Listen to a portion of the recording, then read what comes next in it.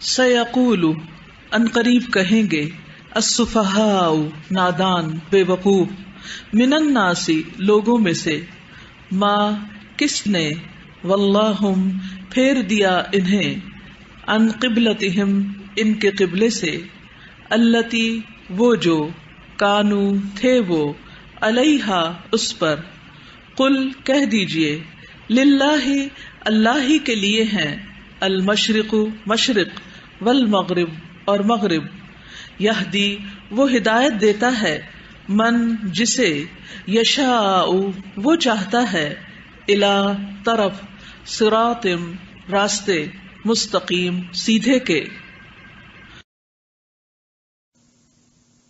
سیقول ان قریب یعنی جلد ہی، یقول قول سے،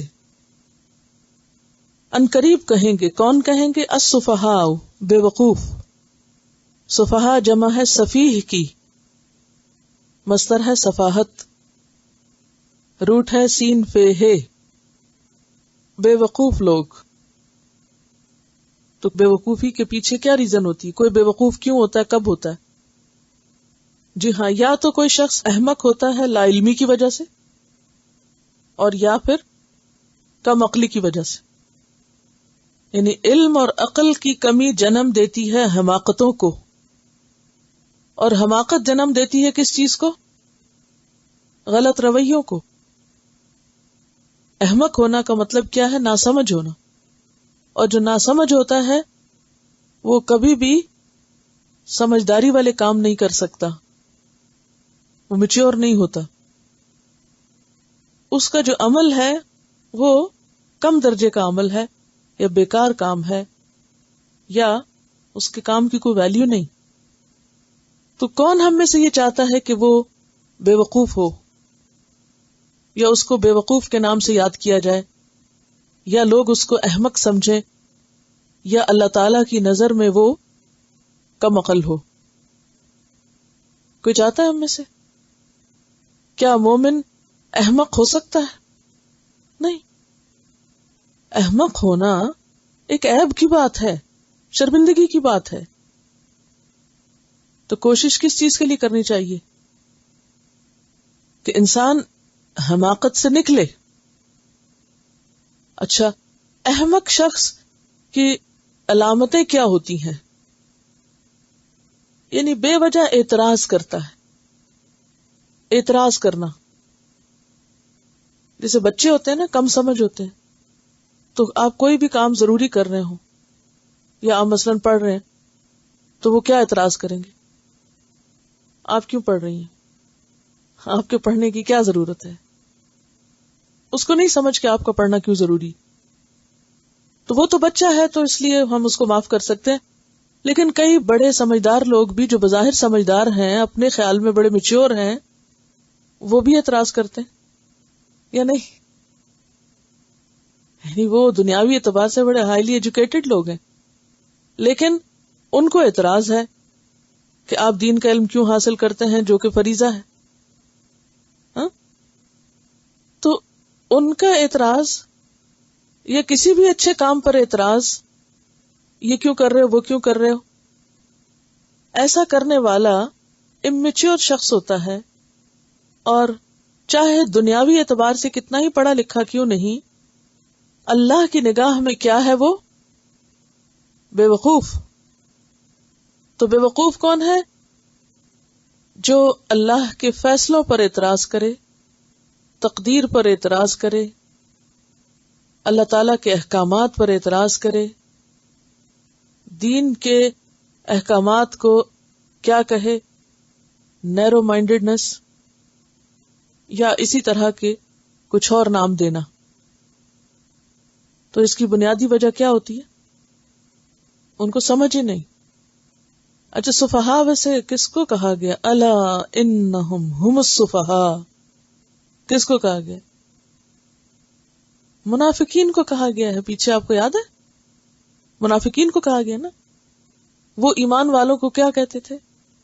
بے وقوف. اللہ تعالیٰ فرماتے نہیں، ایمان والے بے وقوف نہیں، یہ خود بے وقوف ہے. لا یشعرون، اس کی وجہ کیا تھی؟ شعور نہیں رکھتے، علم نہیں رکھتے.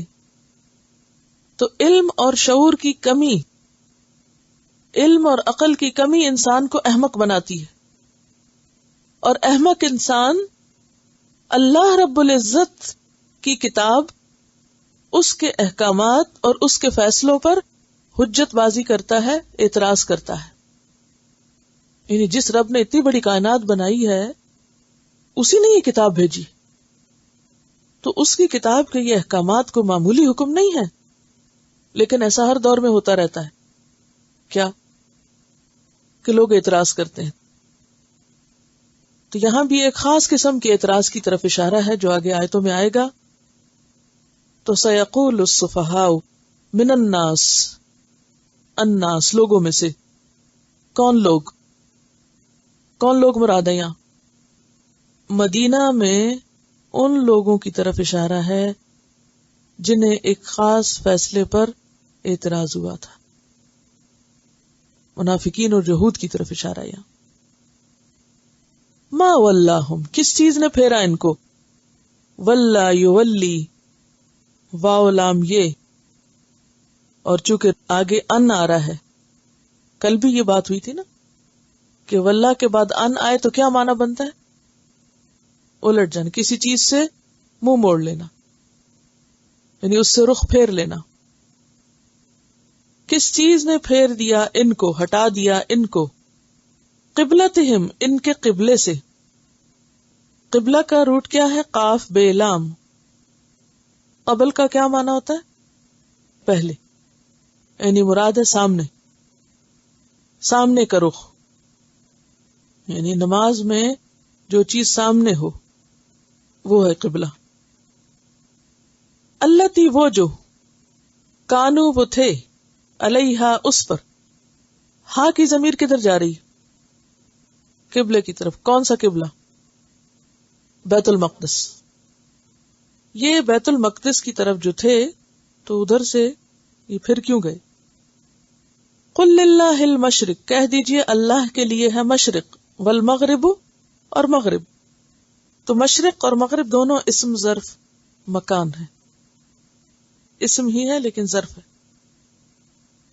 یہدی، وہ ہدایت دیتا ہے. کون؟ اللہ تعالی.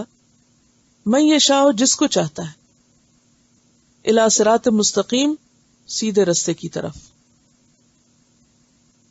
قرآن پاک میں آتا ہے کہ ان اول بیت وضع للناس للذی ببکۃ. ان اول بیت، بے شک پہلا گھر، وضع للناس، جو لوگوں کے لیے بنایا گیا، للذی، البتہ وہ ہے جو ببکۃ، مکہ میں ہے. تو مرکز عبادت جو سب سے پہلے تمام انسانوں کے لیے بنایا گیا وہ بیت اللہ شریف تھا، جو بعض روایات کے مطابق فرشتوں نے سب سے پہلے تعمیر کیا تھا. اس کے بعد اس کی بار بار تعمیر ہوتی رہی. طوفان نوح میں وہ مکمل طور پر گر گیا. پھر حضرت ابراہیم علیہ السلام نے اللہ تعالی کے حکم سے اور اللہ تعالی کی خاص رہنمائی کے ساتھ انہی اصل بنیادوں پر اس کو دوبارہ اٹھایا، یعنی بنیادیں پہلے سے تھی. لہذا ابراہیم علیہ السلام اور آپ کے بعد جو قبلہ لوگوں کے لیے پھر سے مقرر کیا گیا وہ خانہ کعبہ تھا. اس کے بعد جب یعقوب علیہ السلام کی اولاد میں نبوت آئی تو بیت المقدس تعمیر ہوا تقریباً 1300 سال کے بعد، جسے حضرت سلیمان علیہ السلام نے تعمیر کیا. تو اہل کتاب میں جو بھی پیغمبر آئے اس کے بعد تو ان کے لیے ایک مرکزی عبادت گاہ یا ان کا قبلہ کیا تھا؟ بیت المقدس.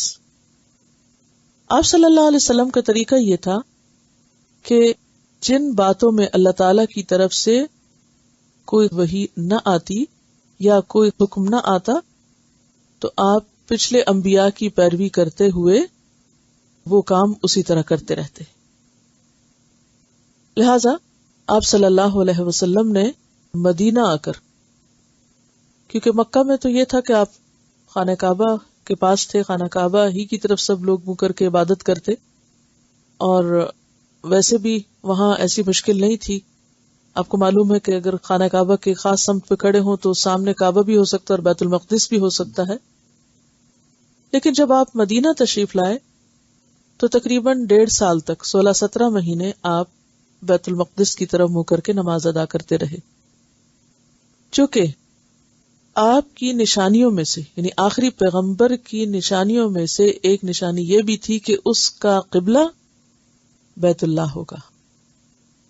اب آپ مدینہ میں تشریف فرما تھے، مدینہ میں یہود بھی تھے، پہلے آپ ان کے قبلے کی طرف منہ کر کے نماز پڑھتے، تو اللہ تعالی کی طرف سے حکم آیا اور آپ کو انتظار بھی تھا. اسی لیے آگے آتا ہے کہ ہم آپ کے چہرے کا بار بار آسمان کی طرف اٹھنا جو ہے وہ دیکھ رہے ہیں، گویا یہ اس بات کی علامت ہے کہ آپ اس کا انتظار کر رہے ہیں کہ کب یہ حکم آتا ہے. تو بہرحال اللہ کے حکم سے جب آپ نے بیت المقدس کی بجائے خانہ کعبہ کی طرف رخ کیا تو اس پر کچھ لوگوں کو اعتراض ہوا. ان لوگوں کا نام تو یہاں نہیں لیا گیا، لیکن جو بھی اعتراض کرنے والے تھے ان میں سر فہرست اہل کتاب تھے، یعنی یہود تھے، اور اس کے ساتھ ساتھ منافقین بھی ہر بات میں ان کے ساتھ مل جایا کرتے تھے. تو اس پر تبصرہ کرتے ہوئے اللہ سبحانہ و تعالیٰ فرماتے ہیں سَيَقُولُ السُّفَهَاءُ مِنَ النَّاسِ، ان قریب کہیں گے لوگوں میں سے جو بے وقوف ہیں، یعنی اعتراض کرنے والے ہیں. اب عبارت کی وضاحت پہلے ہو چکی ہے، آپ کے پس منظر سارا معلوم ہے کہ اعتراض کون کرتا ہے، اعتراض کب کیا جاتا ہے، اعتراض کی وجہ کیا ہے، بے وقوف کون ہوتا ہے، اور یہاں بے وقوف کس کو کہا گیا ہے، کس کی طرف اشارہ ہے. تو بہرحال اب آپ کی توجہ اس پہ رہنا چاہیے کہ اس پوری آیت کا مفہوم کیا ہے اور اس میں سبق کیا نکلتا ہے. تو اللہ کے فیصلوں پر، اللہ کے فضل اور احسان پر جو نبی صلی اللہ علیہ وسلم پر ہوا قبلے کی تبدیلی کے حکم سے، اس پر اعتراض کرنے والوں کو یہاں سفہاء کہا گیا. سَيَقُولُ السُّفَهَاءُ مِنَ النَّاسِ مَا وَلَّاهُمْ عَنْ قِبْلَتِهِمُ الَّتِي كَانُوا عَلَيْهَا، کہ ان کو کس چیز نے پھیر دیا اس قبلے سے، یعنی بیت المقدس سے، جس کی طرف یہ رخ کر کے نماز پڑھا کرتے تھے. تو اس کے جواب میں کیا فرمایا گیا؟ قُلْ لِلَّهِ الْمَشْرِقُ وَالْمَغْرِبُ، کہہ دیجئے ساری سمتیں اللہ ہی کی ہیں، اللہ ہی کے لیے ہے مشرق اور مغرب. وَلِلَّهِ الْمَشْرِقُ وَالْمَغْرِبُ فَأَيْنَمَا تُوَلُّوا فَثَمَّ وَجْهُ اللَّهِ إِنَّ اللَّهَ وَاسِعٌ عَلِيمٌ. آیت نمبر 115. اب دیکھیے کہ پہلے سے یہ بنیاد بنا دی گئی کہ مشرق و مغرب اللہ ہی کے لیے ہے، تو جدھر بھی تم منہ کرو گے وہیں اللہ کی ذات موجود ہے. لہذا پہلی بات تو یہ کہ سمتیں بھی ساری اللہ کی ہیں، کیونکہ اللہ کی زمین پر ہے یا اللہ کی سلطنت کے اندر ہے. اور پھر اللہ تعالی کسی ایک خاص سمت کے ساتھ تو وابستہ نہیں، اس کی ذات تو ہر طرف ہے. لہذا فَأَيْنَمَا تُوَلُّوا فَثَمَّ وَجْهُ اللَّهِ، جدھر بھی منہ کرو گے وہیں اللہ کی ذات موجود ہے. تو یہاں بھی کیا فرمایا؟ قُلْ لِلَّهِ الْمَشْرِقُ وَالْمَغْرِبُ، اللہ ہی کے لیے ہے مشرق و مغرب. یہدی من یشاء الی صراط مستقیم، وہ جس کو چاہتا ہے سیدھے رستے کی طرف ہدایت دے دیتا ہے. جب ایک حکم کے بعد دوسرا حکم آتا ہے، عموماً جیسے نسخ کا پیچھے آپ پڑھ چکے ہیں، تو بعض ناسمجھ لوگوں کو اس کی حکمت نہیں پتہ چلتی، تو وہ وہاں بھی اعتراض کر دیتے ہیں، اور اس طرح اصل نقطے سے ان کی توجہ ہٹ جاتی ہے اور وہ irrelevant ایشوز میں چلے جاتے ہیں اور ہدایت سے دور ہو جاتے ہیں. ٹھیک ہے نا؟ یعنی قبلے کی تبدیلی کا حکم، ایک سمت سے دوسری سمت کی طرف مڑنا، یہ عمل بعض لوگوں کی تو ہدایت کا ذریعہ ہے اور بعض لوگ غیر ضروری باتوں میں پڑ کے اصل سے دور ہو گئے. تو اللہ جس کو چاہتا ہے پھر ایسے موقعوں پر، یہ آزمائش کا موقع ہے نا، تو ایسے آزمائش کے موقعوں پر اللہ جس کو چاہتا ہے سیدھا رستہ دکھاتا ہے. یہدی بہ اللہ من اتبع رضوانہ سبل السلام. اور کس کو وہ صحیح رستہ دکھاتا ہے، ہدایت کس کو دیتا ہے؟ جو اس کی رضامندی کا طالب ہوتا ہے، جو اس کو راضی کرنا چاہتا ہے، جو اس کو خوش کرنا چاہتا ہے. تو جو اللہ کو خوش کرنا چاہتا ہے اس کا طریقہ کیا ہوگا؟ اللہ کا حکم آتے ہی حجت بازی نہیں، بلکہ کیا؟ سمعنا و اطعنا. ہم نے سنا، ہم نے مان لیا، کیونکہ ہمیں اس سے کوئی فرق نہیں پڑتا کہ رخ کوئی بھی ہے، طریقہ کوئی بھی ہے. ہمارا تو اصل مطلوب اور مقصود کیا ہے؟ اللہ کی رضا. جیسا کہ قرآن پاک کی ایک اور آیت میں آتا ہے کہ انما کان قول المؤمنین اذا دعوا الی اللہ ورسولہ لیحکم بینہم ان یقولوا سمعنا واطعنا. کہ مومنوں کی بات تو کیا ہوا کرتی ہے کہ جب انہیں اللہ اور اس کے رسول کی طرف بلایا جاتا ہے کہ وہ تمہاری بات میں فیصلہ کرے، تو وہ فوراً اللہ کا حکم سن کے کہتے ہیں سمعنا واطعنا. آپ نے کہا ادھر مڑ جاؤ، ہم ادھر مڑ گئے. آپ نے کہا نہیں آپ ادھر مڑ جاؤ، ہم ادھر مڑ جائیں گے. ہمیں اس سے کیا فرق پڑتا ہے؟ کیونکہ ہمارے لیے اصل مقصود ڈائریکشن نہیں ہے، ہمارے لیے اصل مقصود اللہ کی رضا ہے. جیسے مقناطیس کی سوئی ہمیشہ ایک خاص سمت کی طرف گھوم جاتی ہے، اسی طرح مومن کا دل ہر جگہ کس طرف گھوم جاتا ہے؟ اللہ کی طرف. نحن لہ مخلصون، نحن لہ مسلمون، نحن لہ عابدون. وہی ہماری زندگی کا سینٹر آف لائف ہے. لہذا جہاں بھی ہم ہوں ہم پلٹ کے مڑ کے اسی کی طرف جائیں گے، اور جہتیں تو ساری اسی کی ہیں. جدھر بھی منہ کریں گے وہیں وہ ہوگا. اس لیے اس سے کیا فرق پڑتا ہے کہ وہ ہمیں کدھر مڑنے کو کہہ رہا ہے. اور پھر سورۃ البقرہ کی آیت 177 میں مزید وضاحت سے فرما دیا گیا لیس البر ان تولوا وجوہکم قبل المشرق والمغرب. نیکی صرف یہ نہیں کہ تم اپنے چہرے کسی خاص سمت کی طرف کر لو. تمہارا مقصود سمت نہیں، ایک خاص ڈائریکشن نہیں، ایک خاص جگہ نہیں، کوئی فرقہ نہیں، کوئی گروہ نہیں، کوئی شخصیت نہیں، کوئی مقام یا مکان نہیں، کوئی مقدس جگہ نہیں. کسی جگہ کو بھی مقدس ہونے کا شرف کب حاصل ہوتا ہے؟ آپ کو معلوم ہے نا اس بلڈنگ میں پہلے کیا تھا؟ جو میں پہلی دفعہ یہاں دیکھنے کے لیے آئی تھی تو یہاں چرچ تھا، یہ بہت بڑا سٹیج تھا یہاں، اور وہ صلیب پیچھے لگی ہوئی تھی. جب پہلے دن میں نے یہاں نفل پڑھے تو میرے آنسو نہیں رک رہے تھے، اور اس میں ایک جذبات میں یہ بھی تھا کہ یار اب زمین کا وہ خطہ جہاں کچھ اور تھا، یعنی شرک تھا، وہاں اب تیرا کلام گونجے گا، یعنی تیرے کلام کی آواز بلند ہوگی. تو اب یہ جگہ تو وہی ہے. تو ہم اس جگہ سے کس لیے محبت کرتے کہ اللہ کا کلام یہاں پڑھا جاتا ہے. اس لیے نہیں کرتے کہ یہ بلڈنگ بحیثیت بلڈنگ مقدس ہو گئی، کبھی ناپاک ہوگی اور کبھی پاک ہو گئی. یہ بات نہیں ہے. بات کیا ہے کہ کوئی بھی چیز تقدس کا مقام کب حاصل کرتی ہے؟ اس ایکٹیویٹی، اس کام کی وجہ سے جو اس کے اندر ہوتا ہے. تو خانہ کعبہ سے کیوں محبت کرتے ہیں؟ حجر اسود کو چومتے ہوئے حضرت عمر نے کیا کہا تھا؟ تو ایک پتھر ہے. ہاں یا حجر انک حجر لا تنفع ولا تضر. کہ اے حجر تم حجر ہو، بس نہ تم فائدہ دیتے ہو نہ نقصان دیتے ہو. اگر اللہ کے رسول صلی اللہ علیہ وسلم نے تمہیں نہ چوما تو میں تمہیں کبھی نہ چومتا. یعنی تم ایک پتھر سے زیادہ کچھ نہیں ہو. تمہاری ویلیو کیوں ہے؟ اس لیے کہ یہاں ایک خاص عمل کیا جاتا ہے، اور جس کا نمونہ اللہ کے رسول صلی اللہ علیہ وسلم نے دیا. تو اگر قبلہ پہلے ایک طرف تھا اور اب دوسری طرف ہو گیا تو بات جگہوں کی نہیں ہے. جگہیں بھی جب مقدس ہوتی ہیں جب وہاں پر کوئی کام ہوتا ہے. بات تو اللہ کے حکم کی ہے، اللہ کے فیصلے کی ہے، اللہ کے اذن کی ہے. لہذا ہم میں سے ہر ایک کے دل میں کیا ہونا چاہیے؟ مطلوب اللہ کی ذات، سینٹر آف لائف اللہ کی رضا. ہماری زندگی کا مقصد اللہ کو راضی کرنا، نہ کوئی فرقہ، نہ گروہ، نہ شخصیتیں، نہ جگہ، نہ مقام. وہ سب تو سیکنڈری چیزیں ہیں، وہ تو اللہ کے نام کی وجہ سے ہمیں پیاری ہے نا.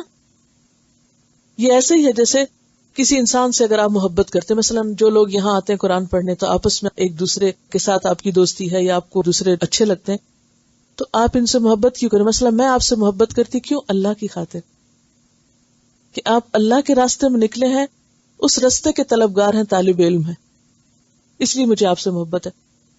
تو میری آپ سے محبت کے بیچ میں کاز کیا ہے؟ اللہ کی رضا. اسی طرح اگر آپ مجھ سے کرتے ہیں تو وہ صرف اللہ کی ذات ہونی چاہیے بیچ میں، نہ کہ ایک انسان. جب ہم اس کو نکال کے انسان کے پیچھے ہو جاتے ہیں، یہ شخصیت پرستی ہوتی ہے، اور یہاں سے پھر شرک شروع ہو جاتا ہے کہ اس بندے کا حکم اہم ہو گیا اور اللہ کی بات پیچھے چلی گئی. یہ نہیں ہونا چاہیے. ہاں، تو یہاں سب مسلمانوں کی ایک طرح سے آزمائش ہوئی تھی، ٹیسٹ ہوا تھا، امتحان ہوا تھا. کیا آزمائش تھی اس میں؟ آپ کو معلوم ہے کہ جو لوگ ہجرت کر کے آئے تھے مکہ سے، تو مکہ والوں کے لیے بہت اہم جگہ کیا تھی؟ خانہ کعبہ. اب ان کی آزمائش کیا ہوئی کہ مدینہ آ کے انہیں کہا گیا جناب اب تم اپنا رخ بیت المقدس کی طرف کر لو، جو کہ یہود کا قبلہ تھا. تھی نا آزمائش.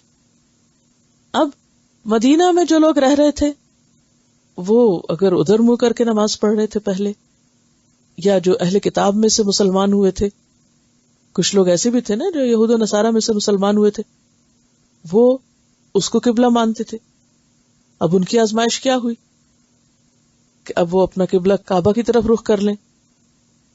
تو اب اگر وہ کہتے ہیں نہیں، اگر وہ تعصب کا شکار ہو جاتے، نہیں ہمارے آباء و اجداد تو بیت المقدس کی طرف منہ کرتے رہے، اور دوسرے کہتے ہیں ہمارے تو 2500 سال سے ابراہیم علیہ السلام نے وہ قبلہ ہمارے لیے بنایا تھا، ہم ادھر کیوں منہ کریں؟ تو سارا مقصد فوت ہو جاتا. تو بندہ مومن چیزوں میں نہیں اٹک کے رہ جاتا، انسانوں میں اٹک کے نہیں رہ جاتا، شخصیتوں میں نہیں اٹک جاتا، جگہوں میں نہیں اٹک جاتا. وہ زمین کے کسی بھی حصے پر ہو، اس کا دھیان کدھر ہوتا ہے؟ اللہ کی طرف. وہ کہیں بھی ہو.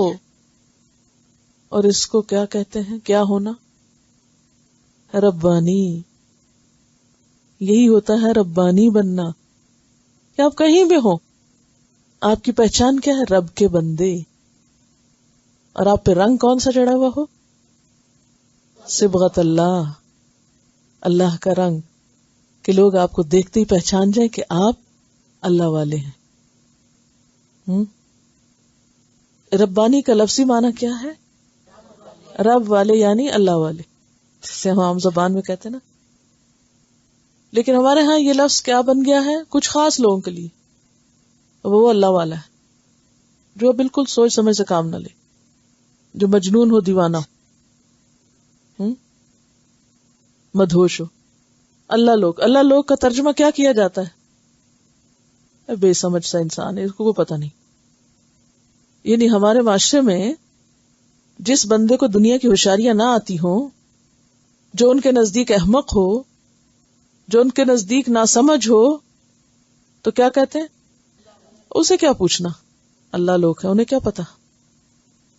یعنی دوسرے لفظوں میں بے وقوف ہے. لیکن ربانی بے وقوف نہیں ہوتا، وہ خود کو بھی پہچانتا ہے، وہ اپنے رب کو بھی پہچانتا ہے، وہ اس کے حکم کو بھی پہچانتا ہے، وہ دنیا کو بھی پہچانتا ہے، وہ باشعور انسان ہوتا ہے، وہ عقل استعمال کرتا ہے، وہ ہوش و حواس کے ساتھ رہتا ہے، وہ ناسمجھ اور سفیہ اور بے وقوف نہیں ہوا کرتا. اور اگر کوئی اس کو بے وقوف سمجھے تو وہ اس کی اپنی عقل کا قصور ہے. بہرحال قل للہ المشرق والمغرب، کہہ دیجئے مشرق اور مغرب کس کے ہیں؟ سب اللہ کے ہیں، سب اللہ کے. اس لیے اصل مطلوب اللہ کی ذات ہونی چاہیے.